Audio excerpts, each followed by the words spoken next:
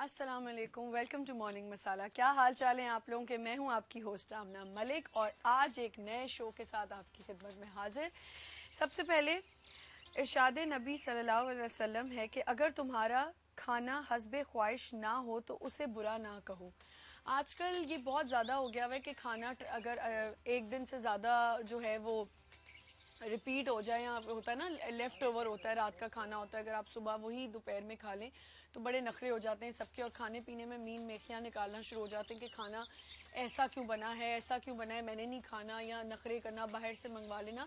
तो ये चीज़ें जो हैं आजकल बहुत आम हो चुकी हैं। जैसे हम कल भी इसी बात पे बात कर रहे थे कि जब तारिक हुसैन साहब हमारे पास, हुसैन तारिक साहब आए हुए थे, जुबैदा आपा के साहबजादे, तो वो भी यही कह रहे थे कि आजकल लोगों की घर के खाने को बिल्कुल ही ऐसे समझते हैं कि कुछ चीज़ ही नहीं है, मतलब आप बाहर से मंगवा लें और बाहर के खाने खा रहे हैं, देसी चीज़ों को बिल्कुल पसंद नहीं करते। तो खाना पीना जो है ये सोच के आप ये चुप करके खा लेना चाहिए कि भूख के वक्त जो भी मिले वो नेमत समझ के, अल्लाह की तरफ से एक नेमत समझ के खा लिया जाए। और बल्कि ये सोच के भी रहना चाहिए कि इंसान आजकल तो एक वक्त का भी मिल जाए तो बहुत बड़ी बात है। कुछ ऐसे लोग भी हैं जिनको एक वक्त की रोटी भी नसीब नहीं होती। तो ये इरशाद सल्लल्लाहु अलैहि वसल्लम है, और इससे मेरा ख्याल है कि हमें सबक लेना चाहिए कि हम खाने पीने के अंदर जो नखरे करते हैं और मीन मेखियाँ निकालते हैं, ये सोच लिया करें कि हमसे नीचे के जो लोग हैं, जो हमसे हमेशा अपने से नीचे को देखना चाहिए, कभी ऊपर वाले को ना देखें कि वो ऐसा है, अपने से नीचे को देखें कि उसके पास पता नहीं एक वक्त की रोटी है भी या नहीं है। ये एक बात ज़रूर मैं आपसे शेयर करना चाह रही थी। और एक और बात कि जब कल मैं एक जगह गई तो मैंने देखा कि बच्चे जो हैं वो फूल तोड़ रहे थे। तो प्लीज़ मैं ये कहना चाहूँगी, अगर बच्चे देख रहे हैं, आजकल वैसे ही बच्चों के एग्ज़ाम्स हो रहे हैं तो शायद वो ना, छुट्टियाँ अभी हुई नहीं है तो नहीं टीवी देख रहे होंगे, लेकिन जो वालिदैन देख रहे हैं, प्लीज़ ये फूल वगैरह बागों से तोड़ना ये अच्छी चीज़ नहीं होती, क्योंकि फूल एक चीज़ लगी हुई है, उसको बच्चा तोड़े थोड़ी देर बाद वो मसल के वो फेंक देता है। तो ये थोड़ा मैं कहना चाह रही थी कि बच्चों को, मैंने कल देखा तो मैंने उन बच्चों को डांटा भी कि ये ऐसे नहीं करना चाहिए आप लोगों को, कि बच्चे फूल तोड़ें फिर वहीं फेंक रहे हैं तो फिर फ़ायदा क्या, वो उसको लगे ही रहने देना चाहिए। आज हमारे साथ ईएनटी होंगे। आप अगर कोई आपका कोई भी कान से रिलेटेड कोई भी चीज़ आपकी प्रॉब्लम है, आज हम करेंगे बात कि कानों में क्यों इन्फेक्शंस हो जाते हैं, किस तरह पैदा होती हैं इन्फेक्शंस और उनका हल क्या है, ये उनसे बात करेंगे। आज मैं अपने आंसर का जवाब भी दूंगी और पर्ची भी निकालूंगी, और जो लकी विनर होंगी इंशाल्लाह उनको अबू रुहान ज्वेलर्स की तरफ से एक गिफ्ट मिलेगा, जिनकी मैंने ज्वेलरी भी पहनी हुई है, अबू रुहान साहब की, जो हमारे शो पे भी थे, तो उनकी तरफ से आपको एक गिफ्ट मिलेगा और जिसकी भी पर्ची निकलेगी वो लकी विनर होगा। और प्लीज़ मैं आज ये अनाउंसमेंट ज़रूर करना चाहूँगी कि अब हम वीक में 2 दिन, सिर्फ 2 दिन हम गिफ्ट का रखेंगे। सवाल भी 2 दिन होंगे और फिर उसके जो गिफ्ट का सिलसिला है वो भी ट्वाइस ही होगा। जैसे अगर सवाल हफ्ते में 2 दिन हम रखेंगे। रोज़ रोज़ सवाल रखने से ऐसा लगता है कि बस हम शो इसीलिए करें कि हमने लोगों को गिफ्ट देने, या लोगों ने हमें कॉल करनी है गिफ्ट्स के लिए। तो इसलिए हमने ये डिसाइड किया कि हम हफ्ते में 2 दिन रखेंगे। हर चीज़ हर किसी जैसी नहीं होनी चाहिए, थोड़ा डिफरेंट भी होना चाहिए। एक छोटा सा ब्रेक लेते हैं, ब्रेक के बाद हमारे साथ ईएनटी स्पेशलिस्ट होंगे। Will be right back.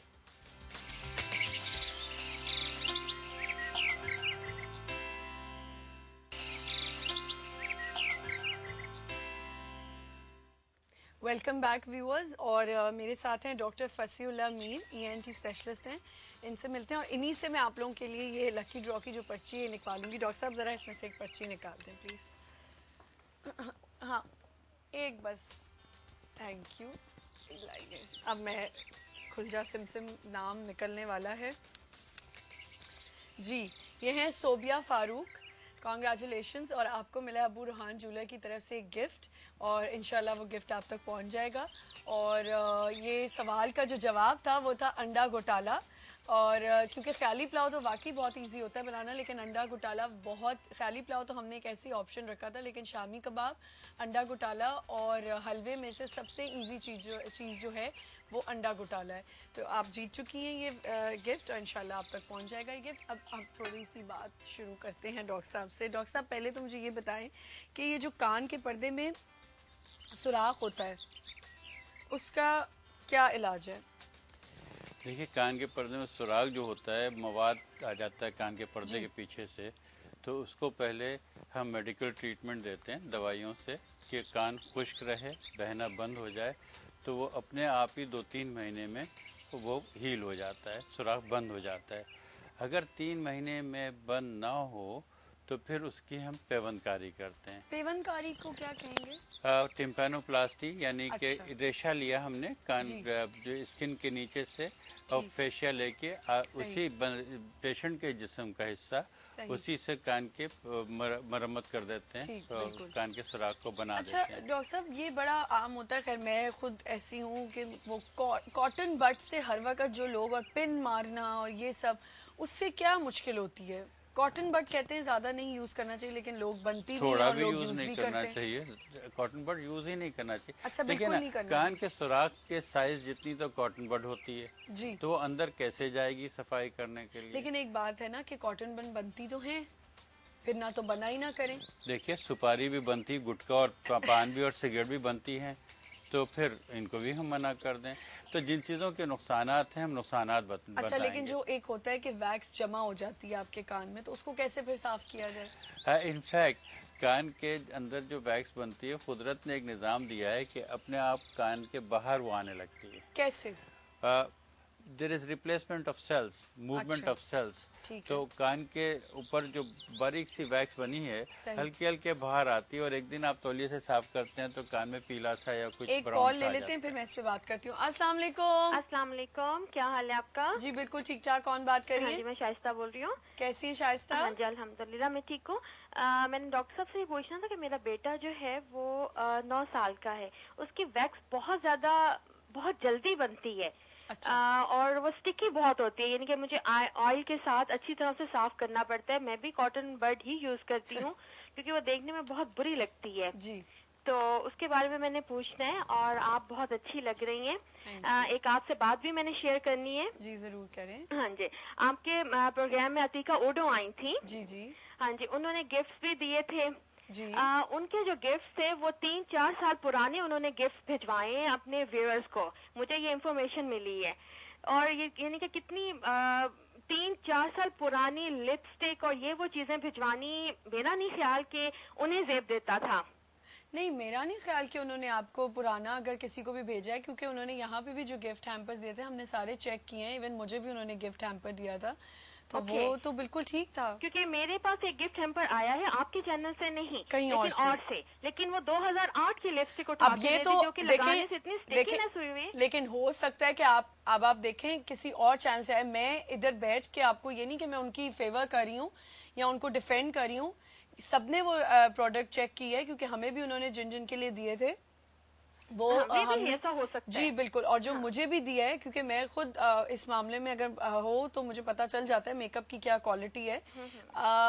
Trust me, ऐसा कुछ भी नहीं था, बहुत अच्छी क्वालिटी का हमें मेकअप दिया था। अब ये हो सकता है कि आपको जहां से आया हो उन्होंने कुछ गड़बड़ की हो, या उन्होंने वो वाले रख ली हो, या वो किसी कोई दुकान से लेके आप क्योंकि मैं तो उसको देख के बहुत डिसहार्ट हुई। उसके इनके वो पाउडर था वो भी चॉकलेट शेप में था, जो कि हम आगे ही हमारे ब्रिटिश और हम और काले हो जाए इससे लगा के। नहीं, ऐसा मेरा नहीं ख्याल कि वो होगा। अगर चलें, ऐसा ठीक है। है तो मैं आपकी अगर ये कंप्लेन है तो मैं जरूर उन तक पहुंचाऊंगी।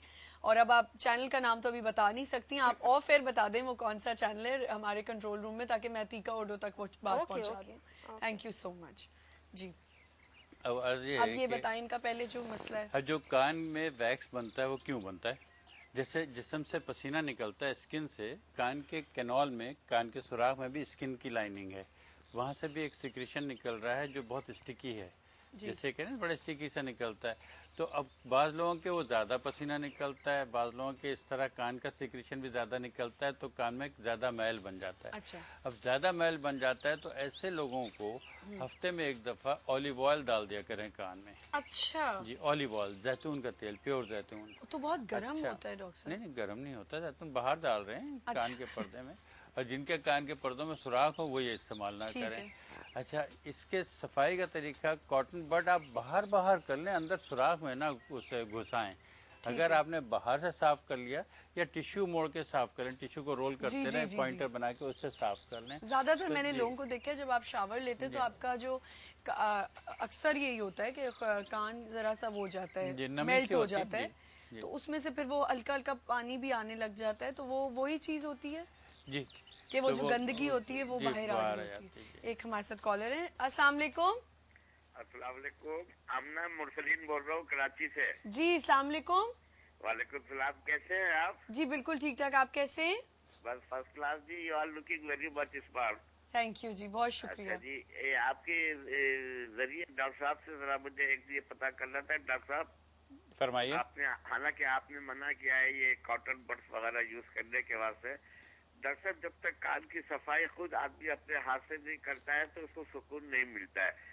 दूसरा ये कि जब पानी वगैरह चला जाता है, नहाते हैं हम लोग, तो पानी भी ज्यादा चल जाता है जिससे बेचैनी हो जाती है। तो इस सिलसिले में क्या एडवाइस करेंगे डॉक्टर साहब? इसके अलावा ये कान के अलावा नाक में भी बाज़ वक्त बड़ी खारिश सी होती है, और कोई जैसे ये टूथपिक वगैरह टाइप की जो चीज है उसको थोड़ा सा हम लोग जो है ना घुमाते हैं, छींके वगैरह आती है जिससे नजले में फायदा होता है। तो आया कि नाक को भी हमें छेड़ना चाहिए या नहीं छेड़ना चाहिए? मैं बहुत छेड़ा शुक्रिया। छाड़ी को तो मना करूंगा, बहुत क्योंकि शुक्रिया कॉल करने का, आपको ऑनर जवाब देंगे। जब कान के मैल का और कान में नहाने के बाद जो नमी रह जाती है जी। उसको निकालने का तरीका मैं कहता हूँ कि टिश्यू को उंगली पे लें, रोल करके ऐसे लगाएं और ऐसे हिलाएं, तो लेकिन वो जो है एक साइड इनकी में बात होकर से मैं जरूर निकल इत्तेफाक करूंगी, क्योंकि हम लोग सब ऐसे होते हैं, मैंने बहुत से लोगों को देखा है, वो यही होता है प्रॉब्लम कि जब तक कॉटन बड अच्छी तरह मार के वो मैल देख ना ले, तो सुकून नहीं आता। पर आप कह रहे हैं कि गलत चीज है तो ये नहीं करनी चाहिए हमें। नहीं। देखिए, खुद सोचें, कॉटन बड के साइज का और कान के सुराख के साइज का तकरीबन एक ही साइज अच्छा, है। एक और भी होता है कि ये भी कहा जाता है, काफी ईएनटी स्पेशलिस्ट ये कहते हैं कि अगर आपने साफ कराना है तो आप डॉक्टर के पास आके, एक चीज होती है उससे आप कहते हैं वो साफ करवा हम सकते तो माइक्रोस्कोप खुर्दबीन के जरिए सक्शन से निकालते हैं। जी हैं जी उसे। जी बिल्कुल बिल्कुल। राइट। और पहले ये था कि कान धोया जाता था, अब भी कुछ लोग कान धोते हैं, सही। किताब में भी लिखा है वॉश करना, लेकिन यहाँ पे स्टेरिलिटी वगैरह का इतना क्वेश्चन है, और फिर धोने वाले का भी एक्सपर्टीज हो कि मालूम हो से पिचकारी जोर से मारी और कान के पर्दे पे लगी तो पर्दा जी बहुत जी जी नाजुक है, फट बिल्कुल। सकता है। अच्छा, बच्चों के कान के पर्दे में सुराख किस तरह होता है? देखिए, कान में पर्दे के अंदर सुराख जो है ये नज़ले की साइड इफेक्ट है। कान सही। के पर्दे के पीछे से एक ट्यूब जो है नाक को कनेक्ट कर रही है।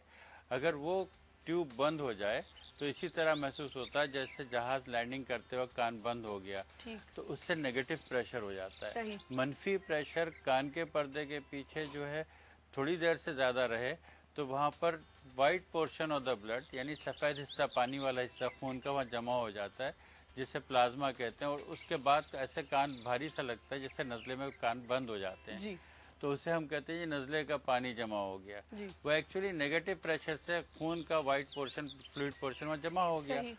उसमें एक भी जरासीम चला जाए तो एक दो कतरे अगर मवाद के बन जाए तो शदीद दर्द होता दर्द है होने लगता और है। कान का पर्दा फूल के लीक करने हाय, लगता है, हाय, फट हाय। जाता है। तो एक दफ़ा वो लीक कर जाता, दर्द हो फौरन उसका इलाज होना इलाज चाहिए। कराया जाए। और अगर वो दर्द को कंट्रोल, फटने वाला हो, कान का पर्दा स्ट्रेच हो गया बहुत ज़्यादा, तो हम बारीक से इंसिजन लगा के ठीक। पेशेंट को सुलाकर और बेहोश करके छोटा सा इंसिजन देते हैं ताकि मवाद निकले, और मवाद एंटीबायोटिक निकले। से उसको कवर कर देते हैं, तो ये कान के पर्दे में सुराख से बचा लेता है। सही। अक्सर लोग कान के एक कॉल ले दर्द लेते हैं डॉक्टर साहब, फिर इस पे बात करते हैं। अस्सलाम वालेकुम। Hello hello. कॉल ड्रॉप हो गई तो जी। इस बात को पूरा कर लूँ कि ये जो कान के दर्द को लेके लोग घर में बैठे होते हैं और 2-3 दिन बाद आते हैं कान बह जाने के बाद, जी। दर्द हुआ, कुछ गोली खा ली, लेकिन जब कान से कुछ खून या पानी आने लगा तो आते हैं जी कान बह निकला। अब डॉक्टर साहब के पास